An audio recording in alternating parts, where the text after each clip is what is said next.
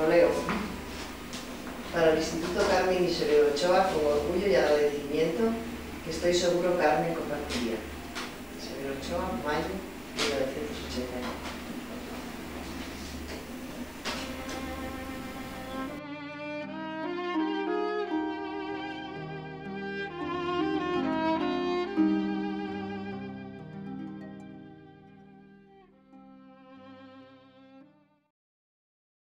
Don Severo, todos los alumnos de este centro se sienten honrados por sus visitas. Hoy, los que estudiamos en él imagen y sonido, nos sentimos doblemente honrados y agradecidos porque además ha tenido la amabilidad de concedernos un poco de su tiempo para que podamos realizarle una entrevista que conservaremos como testimonio de su profunda humanidad y amor a este centro. Don Severo, muchas gracias. ¿Qué recuerdos guarda de su infancia? Muy gratos, y mis recuerdos principales los recuerdos principales de mi infancia están muy ligados con este lugar en que nos encontramos, es decir, están muy ligados con Villar. Villar representó algo muy importante en mi vida para mí. Mi primera exposición a la naturaleza, mi entusiasmarme con la naturaleza, mi entusiasmarme con la vida.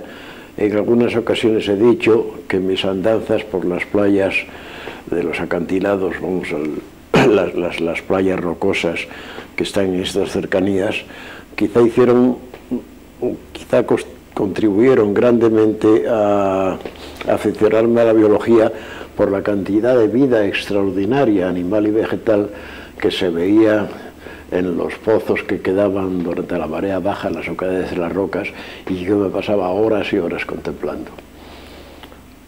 Casi todos mis recuerdos de infancia están indisolublemente ligadas, no ya al Luarca tanto como a Villar, a la parte de esta zona asturiana en que nos encontramos.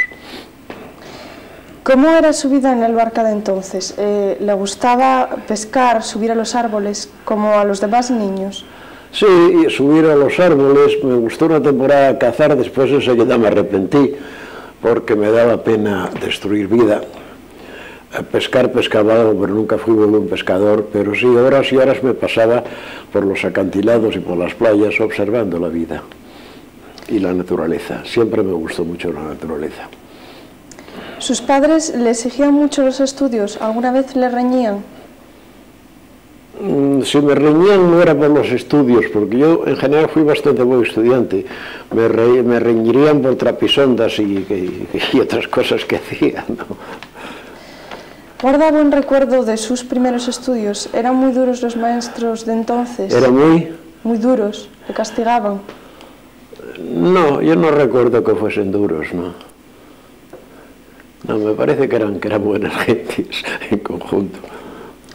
¿En su adolescencia soñaba con llegar a ser un hombre importante? Esa es una pregunta que quizás no lo recuerdo muy bien. Sí tenía interés por hacer algo que mereciese la pena hacer. Eso sí, y desde muy joven me interesé mucho por los estudios, sobre todo por las ciencias naturales, cosa que debí en gran parte a un magnífico profesor de química que tuve durante mis estudios de bachillerato en Málaga. Y sí, desde muy temprano, yo recuerdo que empecé suscribiéndome a revistas francesas, médicas y tal, cuando era estudiante de tercer año de medicina. En fin, leía mucho, estudiaba mucho durante los veranos. Yo estudié muchísimo aquí en Villar, eso siempre lo recuerdo, que leía y estudiaba mucho y aprovechaba mucho los veranos, aparte de darme muy buena vida y de andar por ahí, por un lado y por otro, por los montes para arriba, montes abajo y playas arriba, playas abajo. ¿Cómo y cuándo se definió su vocación? Yo creo que ya en el bachillerato, quizás en los últimos años de bachillerato, después de cursar asignaturas de ciencias naturales. Entonces fue claro para mí que lo que me interesaba en las ciencias y dentro de las ciencias naturales. ¿Qué les diría a los jóvenes que no tienen muy clara su vocación? Bueno, eso no es fácil, porque quien no tiene clara su vocación, ¿cómo le incita a usted a que la esclarezca? ¿no? Ese no es un consejo fácil de dar, salvo que si lee mucho, si estudia con interés, si es un estudiante de bachillerato, si estudia con interés en los escritores de bachillerato y eso le ayudará a que le cristalice una vocación. Pero quien influye mucho son indudablemente los maestros, eso no tengo que decirlo aquí en este local, los maestros son muy importantes para uno. Hay muy poca gente que es autodidacta, todos debemos mucho a nuestros maestros. ¿Cree usted que hoy es más fácil seguir los estudios de biología que en sus tiempos? Yo creo que es más difícil porque hay cada vez más y más conocimientos, es decir, hoy tener un conocimiento profundo de biología requiere mucho trabajo y mucha atención. ¿Tuvo en sus años de estudiante momentos duros, tentaciones de abandonar la carrera? No, el único abandono que tuve, yo de joven era muy aficionado a la mecánica, de tal manera que hubo momentos de niño en que yo era capaz de montar y desmontar un motor de automóvil. Y eso me hizo pensar en estudiar ingeniería. Pero las matemáticas no eran mi fuerte, pronto me convencí que por ahí no hubo ninguna parte, y por otra parte ya se había despertado en mí un poco la afición a la biología y a las ciencias naturales, y eso me hizo cambiar mi camino e inclinarme por lo que yo considero que fue el buen camino. Yo estudié medicina, lo he dicho muchas veces, no porque me interesase ni pensase jamás en ejercer la medicina como tal, sino como un acceso a la biología, y como un acceso a la biología lo era excelente, sobre todo en sus primeros años. Con 26 años es nombrado profesor adjunto de la Facultad de Madrid. ¿Cómo se encontraba usted de profesor? Yo creo que a gusto, porque me gustaba enseñar y disfrutaba enseñando. ¿Eran sus alumnos especialmente estudiosos y disciplinados? ¿Cómo lo recuerda? Había de todo, los había muy buenos y los había muy malos. Pero en la carrera de medicina empezamos a estudiar, yo creo que éramos unos 600, hoy ya son más todavía, pero ya 600 era una cantidad de estudiantes grande, y la mayoría pues era más bien gente del montón, ¿no? Ahora había gente excelente entre ellos, muy pocos. En el mismo año contrae usted matrimonio con doña María del Carmen. En el mismo año, en el 31. Ah. ¿Qué tiene usted en el mismo año? En el mismo año en que usted es nombrado profesor adjunto de la Facultad. Ah, eso es posible, sí, ya no me acuerdo muy bien de eso. Bueno, pues contrae usted matrimonio con doña María del Carmen García Cobian. ¿Cómo conoció a su mujer? En realidad nos conocíamos desde niños. Yo creo que ya conocía a Carmen antes de tener 7 años, porque se conocían las familias. Y bueno, pues tuvimos amistad durante muchos años, incluso una amistad que manteníamos por correspondencia, incluso, de modo que yo con Carmen prácticamente estuve unido toda mi vida, por una amistad muy sincera, una amistad muy intensa, amistad que eventualmente se convirtió en lo que se convirtió, y se convirtió en algo que es lo que a mí me ha sucedido en mi vida. El casarme con ella siempre lo considero como lo mejor que yo he hecho en este mundo. ¿Hablaba usted con su mujer de las dificultades y éxitos de su investigación científica o sus preocupaciones las dejaba en el laboratorio? No, las preocupaciones nunca las podemos dejar en el laboratorio, las arrastra uno consigo. Yo podía estar en un concierto fantástico y al mismo tiempo que oía la música estaba preocupado con los experimentos que estaba realizando. Y con ella hablaba mucho, entre otras razones, porque a ella le interesaba muchísimo. Y casi lo que me preguntaba casi todos los días al volver del laboratorio es qué tal me habían ido las cosas y cómo marchaban. ¿Cree usted que hubiera sido el mismo investigador si no hubiera conocido a doña María del Carmen?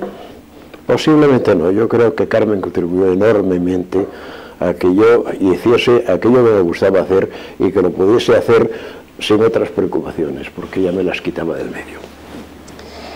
Aparte de su matrimonio, ¿qué otros hechos o circunstancias fueron determinantes para su carrera científica? Bueno, yo creo que lo determinante fue mi vocación y mi determinación. Para mí fue bastante pronto claro que yo lo que quería era dedicar mi vida a la investigación científica.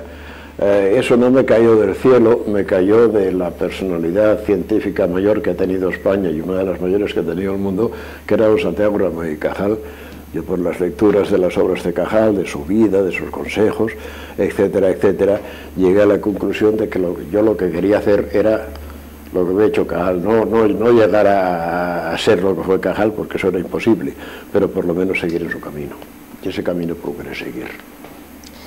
Todo el mundo sabe que usted recibió el premio Nobel por sus estudios sobre el DNA, pero ¿investigó usted sobre otros temas? Ahí lo voy a tener que corregir, no fue por el DNA, fue por el RNA.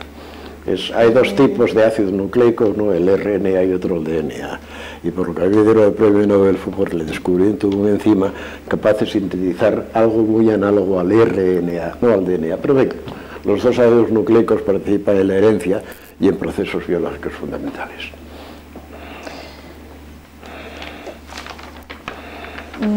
Los científicos, por lo general, son libres para dirigir sus investigaciones hacia unos u otros objetivos. ¿Cómo me dice? Que sí, los científicos, por lo general, son libres para dirigir sus investigaciones científicas hacia unos u otros objetivos. Voy a contestarle diciéndole que si no lo son, deben de serlo. Es decir, es deseable que el científico, una vez que tiene su interés, que tiene su vocación, se le deje libre y se le dejen seguir los caminos por los que quiere dirigirse.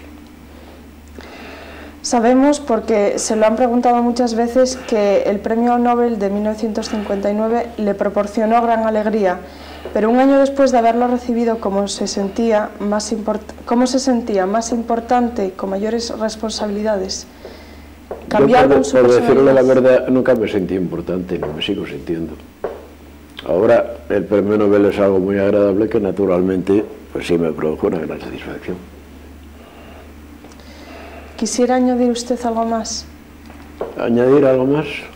No quisiera añadir nada más, en realidad no tengo nada que añadir. Creo que viví el tipo de vida que hubiese querido vivir, que me dediqué de lleno a aquello que más quería hacer, y que tuve la inmensa fortuna de casarme con la mujer que me hizo todo ello sumamente fácil. Bueno, pues muchas gracias, don Severo, por su amabilidad y gracias también por sus visitas. Gracias a vosotros. Adiós.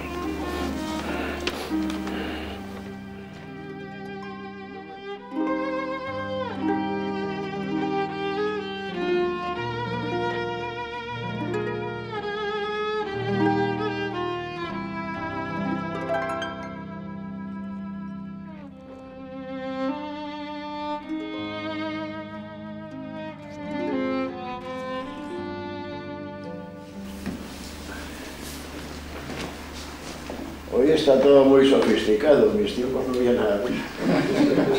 Yo pienso que incluso en mis tiempos nos ilusionábamos con pequeñas cosas. Y ahora la verdad es que para incentivar a los chavales cuesta muchísimo. Claro, tienen tanto alrededor. Es que hay ofertas positivas y negativas. Hay ofertas que se Luego que tienen tantos medios que tampoco le dan importancia a tener más cosas, o sea, nosotros cuando veíamos algo era, lo cuentan normal, era algo laboratorio, encontrar muy bien de cosas, y poder ver y tal. O sea, eso ya lo cuentan muy bien. Bueno, todo eso está bien, pero lo que hay que exigirles es el esfuerzo para que aprovechen eso que encuentran que es normal. Claro, es cierto. Muy bien. Pues muy bien. Muchísimas gracias. Muchas gracias. Mañana. Adiós, Adiós. Yo los acompaño, luego ya supongo buscarlo aquí. Bueno.